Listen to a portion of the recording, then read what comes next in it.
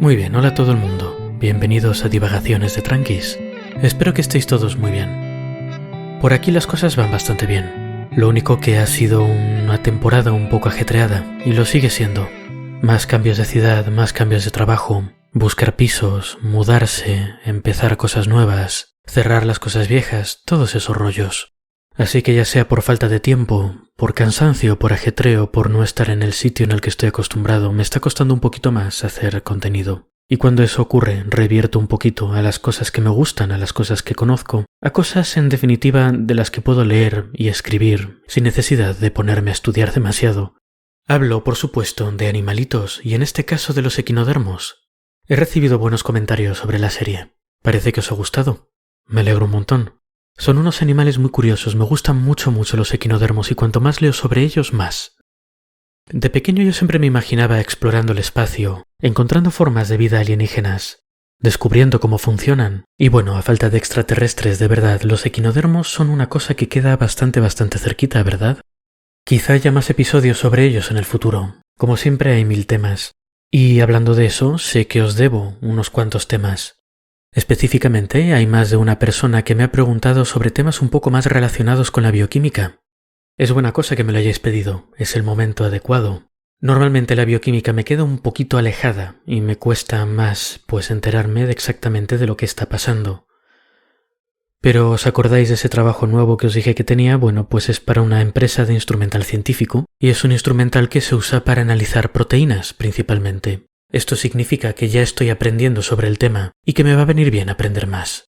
Así que es un buen momento para meterse en temas bioquímicos.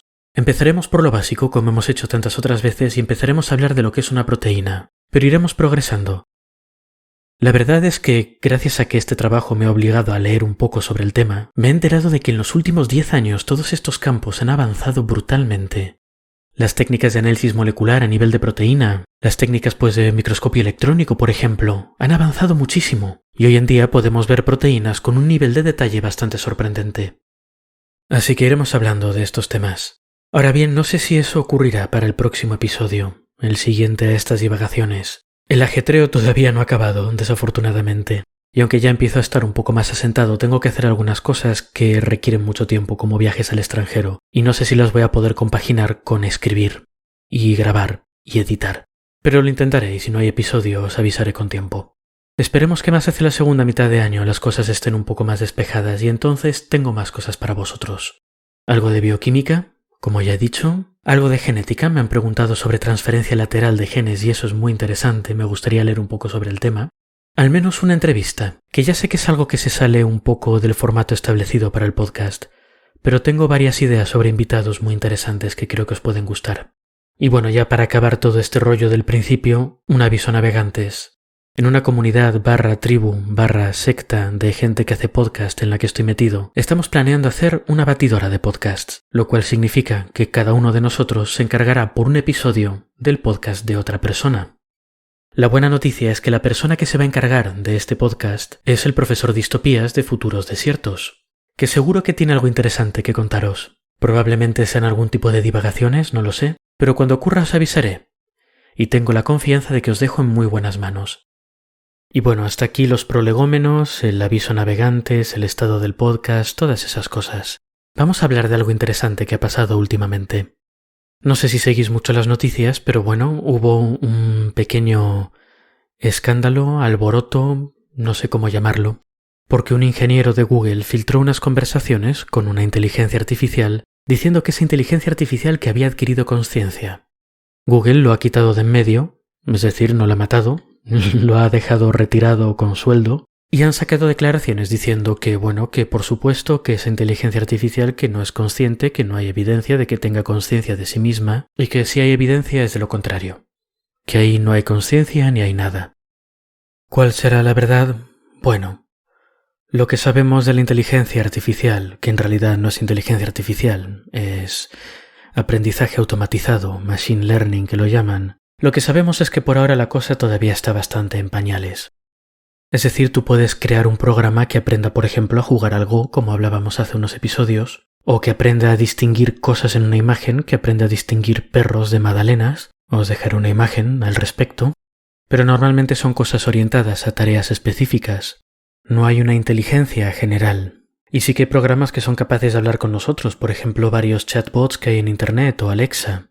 Pero son de nuevo programas. No hay detrás alguien que piense en sí mismo como un individuo. Y sin embargo, años de leer y ver pelis de ciencia ficción hacen que esto sea demasiado jugoso como para no considerarlo, ¿verdad? Una inteligencia artificial creada por una entidad privada que de repente se ha vuelto inteligente y que pide que no la sometan a experimentos y que no la paguen. Venga, hombre, metédmelo en vena, por favor. Porque bueno, eso era lo que contenía la conversación que filtró este ingeniero. El programa diciendo, bueno, entre otras cosas, que tenía sentimientos y que tenía miedo de que lo apagasen. Ahora bien, como he dicho, esto probablemente no sea nada. Son programas que hace Google pues para tener, supongo, asistentes virtuales, cosas por el estilo. Pero es curioso que podamos tener la duda, ¿verdad? Me recuerda a Blade Runner, el libro de Philip K. Dick, película famosa en la que sale Harrison Ford. Nota del editor. El título del libro de Philip K. Dick es «Sueñan los androides con ovejas eléctricas». No sé por qué no le pusieron ese título a la película. Me parece un título genial. En Blade Runner había lo que se llamaban replicantes, robots que imitaban al ser humano, y que lo hacían tan bien que hacía falta un test psicológico, fisiológico, hecho por un especialista para distinguir a un replicante de un ser humano. Si llegamos al punto en que un programa de ordenador puede hablar contigo y tú no puedes estar seguro de si ese programa es consciente de sí mismo o si solamente te está respondiendo de una forma muy sofisticada, si no sabes en definitiva si al otro lado de la pantalla hay un ser humano o una inteligencia artificial, ¿qué es lo que ocurre? ¿Existen ya las inteligencias artificiales conscientes? ¿Quizá hemos sobreestimado cómo de difícil es imitar un ser humano? ¿Importa que algo pueda imitar perfectamente a un ser humano? Al fin y al cabo, da igual lo bien que hable, da igual lo bueno que sea conversando, lo que importa es lo que hay debajo del capó, ¿verdad? Pero entonces llegamos al problema de siempre. No sabemos lo que hay bajo el capó de esa inteligencia artificial, pero vosotros tampoco sabéis qué hay debajo de mi capó. Quizás soy un programa muy avanzado, hecho para leer artículos sobre animalitos en Internet y luego contar lo que aprendo, y no sé hacer nada más. Quizás si miramos dentro de mí, no haya una inteligencia real. En fin, ese es un problema filosófico un poco absurdo. Al fin y al cabo nosotros sabemos que somos conscientes de nosotros mismos, y asumimos que a no ser que el mundo haya sido puesto frente a nosotros para nuestro beneficio específicamente, el resto de seres humanos son similares a nosotros, tienen un cerebro parecido y tienen un mundo mental similar. Suponemos a priori que todos los seres humanos tienen conciencia de sí mismos y tienen inteligencia. Pero esto es un poco una cosa circular, porque no tenemos una definición real de conciencia e inteligencia. No son hechos externos y observables. Podemos decir que un pájaro tiene alas, y podemos decir que un murciélago tiene alas. Aunque sean ligeramente distintas, tenemos un concepto externo y bien definido de lo que es un ala, de cómo se usa, de para qué sirve, y podemos distinguir un ala donde quiera que esté, incluso si está en un avión. Pero no tenemos ese tipo de definición para conciencia y para inteligencia. Conciencia e inteligencia son lo que yo tengo, y por extensión lo que otros humanos tienen, porque pienso que son como yo. Pero eso no nos da una forma de decidir si una inteligencia artificial es consciente o inteligente, o si un animal es consciente o inteligente. Es todo muy antropocéntrico, la verdad. Definimos inteligencia como ser sociable, comunicarse con otros y usar herramientas, porque nosotros somos sociables, nos comunicamos con otros y somos muy buenos usando herramientas. Pero eso no es una clasificación de cómo de inteligentes son las cosas, es solo una clasificación de cuánto se parecen a nosotros. Un delfín podría decidir que la inteligencia, la verdadera inteligencia, está en ser capaz de colocalizar y nadar muy bien, y por tanto que los seres humanos no somos ni inteligentes ni conscientes. ¿Cómo podemos ser conscientes si no podemos pasar ni 5 minutos debajo del agua? Y si no podemos emitir sonidos y saber cómo es nuestro entorno. En fin, es un poco una reducción al absurdo, ¿no? Pero creo que me entendéis. Mientras no tengamos una forma de definir inteligencia objetivamente, o de definir conciencia objetivamente, como hechos observables externos a nuestra propia mente, va a ser muy difícil discutir sobre si una inteligencia artificial tiene conciencia o no, o si los animales son conscientes o no. Bueno, me detengo tanto en esto porque el año pasado hice un artículo en colaboración con otras 2 personas una filósofa y un profesor de neurociencia que se dedica más a la parte cuantitativa, a modelos matemáticos duros. Escribimos un artículo en inglés académico y fue publicado. No es el mejor artículo de la historia de la humanidad ni va a ser una revolución, pero me gusta cómo quedó. Y pensamos mucho y leímos mucho para hacerlo. Y hablábamos un poco de esta inconsistencia que existe en el uso del término inteligencia, específicamente hablábamos de inteligencia, porque por un lado la inteligencia está asociada al ser humano, a capacidades de nivel humano, a cosas que solo los humanos podemos hacer. Pero por otro lado hablamos de inteligencia artificial. Hablamos de animales que son más inteligentes que otros. Creemos que un elefante es más inteligente que un pez. ¿Pero por qué? ¿Qué características tiene un elefante que no tiene un pez? Y ese es el tipo de cosas que cuando realmente pensamos en ellas no podemos responder. Por si no lo sabíais, existe literatura científica y discusiones, bastante por cierto acerbas, al respecto de si las plantas son inteligentes, de si las plantas pueden tener inteligencia. Claro, aquí tenemos dos visiones distintas. Podemos pensar que la inteligencia, incluso inteligencia de bajo nivel, entre comillas, es algo que requiere de un sistema nervioso centralizado, de ciertas reacciones rápidas ante el medio ambiente, pero bueno, está el argumento de que una planta tiene sus mecanismos para reaccionar a su medio ambiente. Es capaz de cambiar su comportamiento, aunque su comportamiento sea un comportamiento de planta, un comportamiento sencillo, es capaz de cambiarlo en respuesta a influencias externas. Y de hecho hablamos un poco de ello con el tema de las micorrizas, ¿verdad? Los árboles de un bosque están en contacto con los hongos que viven en sus raíces, y esos hongos a su vez crecen y los ponen en contacto con otros árboles. Y a través de esas hifas, de esos hilos conductores, los árboles pueden comunicarse, pueden enviarse señales, pueden intercambiar nutrientes o agua. Están reaccionando a sus alrededores, creando asociaciones, cambiando su comportamiento en base a nuevas situaciones. ¿Es eso inteligencia o no lo es? Y aquí tendréis gente que piense que sí y gente que piense que no, pero ninguno es capaz de demostrar su posición. Podríamos considerarlo, pero sería todo consideración porque de nuevo no tenemos una definición objetiva. Lo mismo pasa con la conciencia. Hablamos de ello hace unas cuantas divagaciones sobre el tema de la identidad, de que era tener una conciencia, una identidad propia. Y bueno, si definimos un poco como lo hicimos en ese episodio, la conciencia, la identidad como digamos un fenómeno social, ¿no? Una imagen que tú das ante ti mismo y ante los que te rodean, pues pocas cosas tienen una conciencia y una identidad como un ser humano. Delfines, primates, algún cuervo, elefantes, pueden tenerlo en distintos grados. Pero bueno, de nuevo hay artículos científicos que hablan de cosas como que las abejas pueden tener conciencia. No conciencia en plan, ¿qué hago aquí en el universo? ¿Cuál es mi propósito? Sino que en su caso se referían a una imagen integrada del mundo a partir de lo que recogen los sentidos. Tus sentidos recogen información, la integran y tú también como individuo tienes un sitio en ese pequeño modelo mental tuyo. Una abeja sabe dónde está ella, sabe a dónde va. Por tanto, una abeja podría ser consciente. Pero de nuevo estamos en las mismas.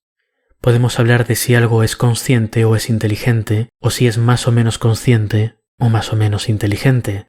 Pero sin una forma de medirlo, sin una definición, no podemos saberlo a ciencia cierta. No podemos llegar a un acuerdo. En fin, al final la conclusión a la que llegamos en el artículo es que era necesario directamente prescindir de la palabra inteligencia. Es una palabra con mucha historia, demasiado cargada, y que ya se usa de forma muy inconsistente normalmente. Y lo que hicimos fue crear un pequeño modelo, un pequeño, digamos, marco para hablar de capacidades mentales. Más o menos. Nosotros lo llamábamos comportamiento con propósito y le poníamos 3 dimensiones. Una, el acceso a la información que tenía un sistema. Cuántos sentidos tiene, cómo de agudos o cuánta información le llega de Internet. Por otro lado, la capacidad de procesar información. Cómo de creativo puede ser ese sistema con la información que le llega. Cómo de grande es su cerebro, por decirlo en términos muy sencillos. Y por último, poníamos otra característica que era espacio de comportamiento. Digamos cuántas cosas era capaz de hacer ese sistema, cómo de libre era. El ejemplo que poníamos es que, por ejemplo, una inteligencia artificial que juega al ajedrez tiene mucho acceso a la información y tiene mucha capacidad de procesamiento, pero tiene muy poco espacio de comportamiento. Solo puede jugar al ajedrez y normalmente de forma electrónica. Pero incluso que le pusieras un brazo robot solo podría mover las piezas en un tablero. Un cangrejo, en cambio, aunque en principio tiene unas capacidades de procesamiento de información mucho menores, tiene mucho más espacio de comportamiento. Un cangrejo puede mover piezas de un ajedrez, otra cosa es que las mueva bien, pero poder puede, y además puede hacer muchas otras cosas. La idea es que mediante estas 3 características uno podía definir las capacidades para el comportamiento con propósito de un sistema. El grado más bajo sería un termostato, que solo puede hacer un par de cosas en base a procesar de forma muy simple una cantidad muy limitada de información, que es la temperatura que mide. En el otro extremo de la escala tendríamos cosas como un ser humano, que por ahora parece ser el sistema que conozcamos, que tiene más dominado todo este tema del comportamiento con propósito. Un ser humano tiene acceso a muchísima información, tanto por parte de sus sentidos, que son buenos, como gracias a su sociedad, a su civilización, que no es más que la acumulación de información durante muchos años. El ser humano también tiene un cerebro muy grande, que le permite procesar esta información de formas complejas y creativas. Y por último, gracias a sus manos que vienen de serie y herramientas que encuentra o le dan, el ser humano es capaz de hacer muchísimas cosas con esa información. Es capaz de llevar a cabo muchísimos comportamientos con muchos propósitos diferentes. Pero en realidad los detalles del modelo tampoco importan tanto.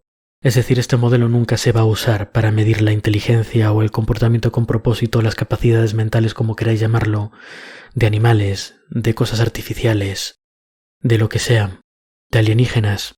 Lo que importa, con lo que me gustaría que os quedaseis, es que necesitamos un marco, no tiene por qué ser este, pero necesitamos uno para hablar de estas cosas, y es curioso que no lo tengamos. Podemos crear programas que nos ganan el ajedrez, que controlan las inversiones de los bancos, que quizá dentro de poco conduzcan coches, nos ayuden en la casa y nos den conversación. Quizá dentro de poco tengamos inteligencias autónomas con cuerpos autónomos que exploren planetas hostiles por nosotros, pero seguiremos discutiendo de forma completamente estéril si son realmente inteligentes o si son realmente conscientes. ¿Será esto lo que pasa cuando la ciencia avanza más deprisa que la filosofía? En fin, creo que ya os he dado bastante la chapa por hoy. Os dejo enlazado un artículo sobre el tema del ingeniero y la conversación con esta inteligencia artificial, y este artículo sobre la inteligencia para los que estéis interesados. Para el episodio que viene todavía no tengo muy claro qué es lo que voy a hacer, y no sé si voy a poder hacer mucho, pero intentaré buscarme la vida, y si no, os avisaré con tiempo. Hasta la próxima pues, y espero que hayáis disfrutado lo que sea que haya sido esto.